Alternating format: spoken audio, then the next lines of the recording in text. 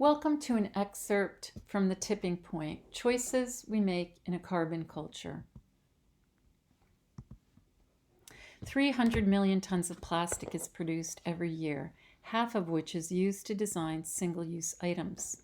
We chew gum, which is plastic, we paint our nails with plastic, and it is estimated that we each eat the size of a credit card of plastic every week. This statement image is taken directly from the United Nations Environment website.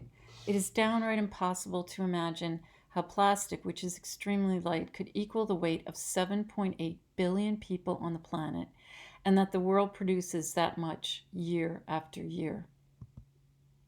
Let's consider this fact on a very small scale. One empty single-use PET water bottle weighs just 9.9 grams. One human boy might weigh 141 pounds. There's the 323 empty water bottles that make up 5% of his weight.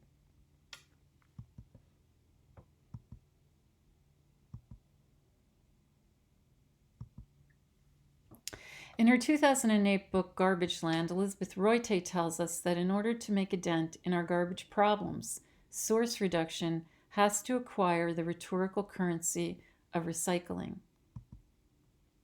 What we know about recycling. We understand that aluminum, metals, and glass can be recycled infinitely. Paper, 5 to 7 times. Plastic, maybe once, maybe twice. For a brief period before the 1990s, we had a multi-stream recycling system. You separated and put out your cardboard, your metal, and your glass. It took up more space, but it was a simple process, and it worked quite well. Today, you throw all that stuff together and you naturally have wet newspapers and oil drips on the cardboard.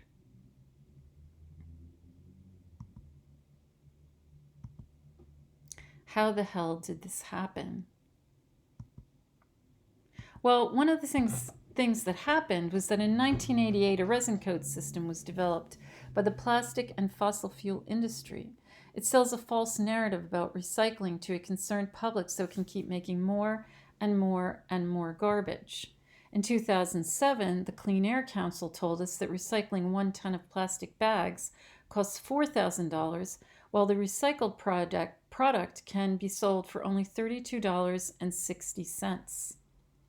Back in September, I decided to visit a recycling plant. I couldn't figure out how we did this as a city. The waste reports revealed that Philly has transfer stations for its recycled waste. I did some local research and found this one company. It seemed really legitimate. The Philadelphia Plastic Recycling Company had a pretty decent website. It had commodity grades and engineering grade plastics. The company was close by, so I decided to drive over there to see it. It was confusing. I thought I must be at the wrong address.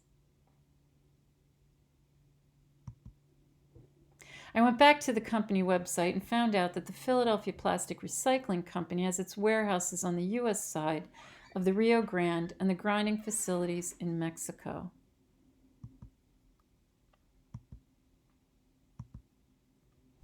So I reached out to the ex-City of Philadelphia waste czar, Nick Esposito. He explained that, recycling isn't an environmental system, it's an economic one. The city's waste and recycling contract is with Waste Management and Covanta.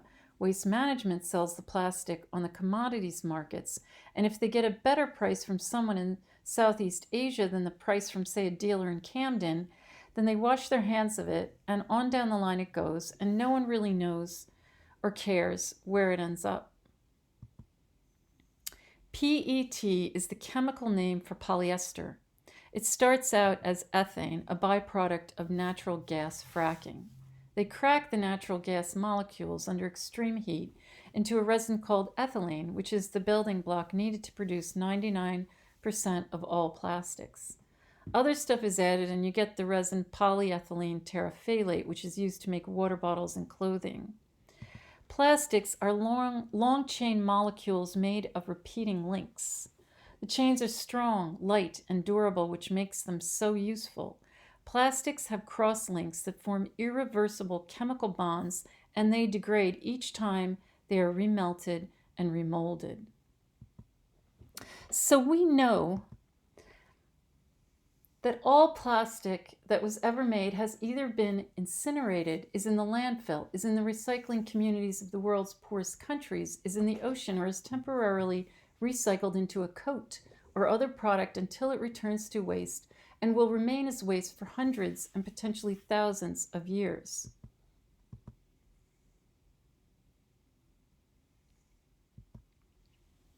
A Guardian report from 11 countries has tracked how recyclable waste from the United States and Canada makes its way across the world and overwhelms the poorest nations.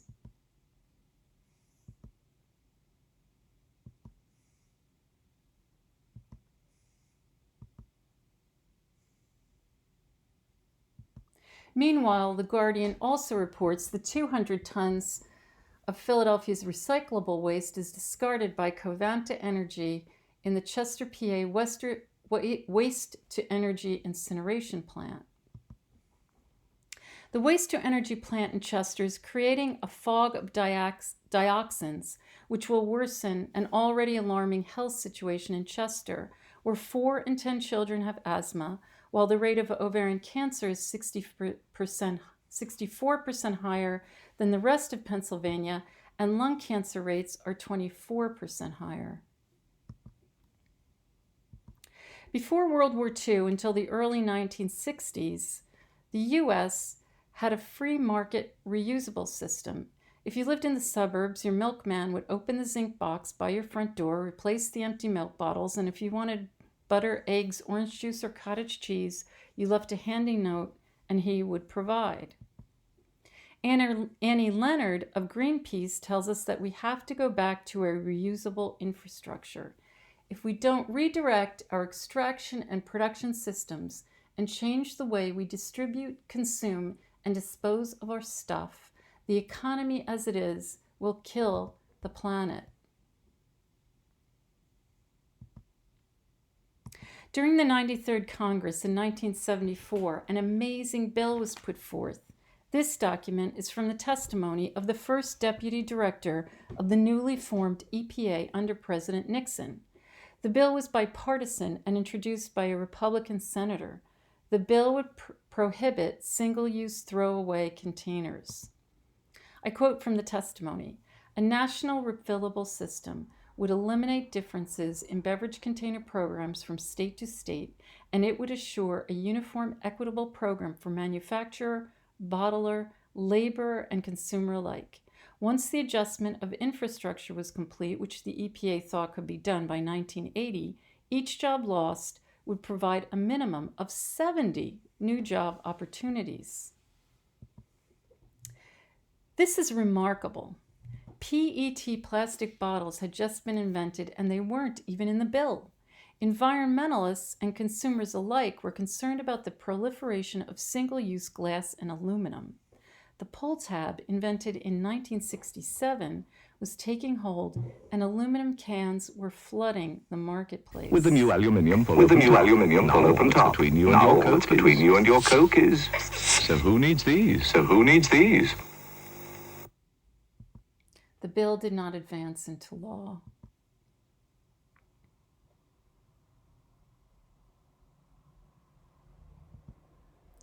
We need reusables legislation to limit plastic production. Source reduction means there will be controls on the production of disposables. Source reduction is capturing the zeitgeist. Carry your reusable bottle, bring your tools. In order to support change on the level of the individual, AIA Philly Coat Zero Waste Subcommittee has designed and is testing a locally sourced zero tool roll, which it hopes to sell at cost once we reunite after the pandemic. Locally, Alyssa Shergradonsky of Ecosystems is working with the 1,500-member Weaver's Way Co-op to shift into reusables and has removed plastic clamshell containers. If you're a company, in whatever large or small way possible, you can start by reflecting your values through your work.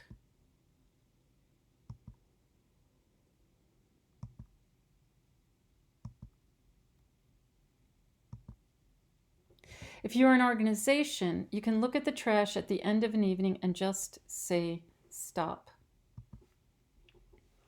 AIA Philly Executive Director Rebecca Johnson, with full support from the board, joined the reuse revolution on December 5th, 2019. Coat Philly is currently developing a zero waste events guide in order to support this commitment. And you can ask your parent organization to embrace zero waste when it holds its 2021 convention in your town.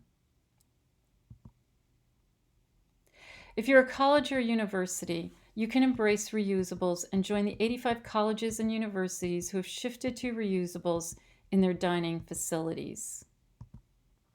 If you're a city, you can follow Portland, Oregon, where 100 plus restaurants, food carts, cafes, grocery stores are sharing a reusables container system. Dan Garofalo, the then sustainability director at UPenn in 2017, suggested bringing a system like this to the university. The founder of Portland Go Box program offered to allow UPenn to set up a franchise in Philly for free for Penn's 193 catering partners.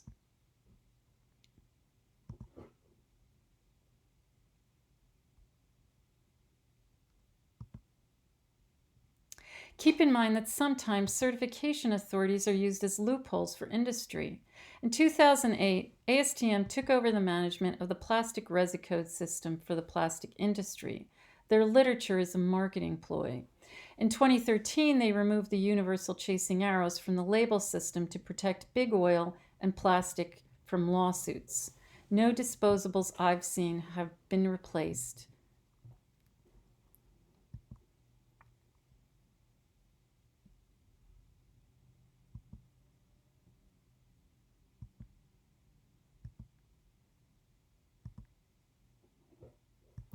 Current market bioplastic disposable ware is indistinguishable from traditional plastic. The Biodegradable Products Institute, which certifies bioplastics, is a greenwashing organization. When accidentally mixed with conventional plastics, current market bioplastics contaminate everything. When they end up in the landfill, they release methane. When mixed with healthy compost waste, they add a soup of chemical additives. And there are no industrial composting facilities in your area. In May, AIA National created a thoughtful pandemic reoccupancy tool.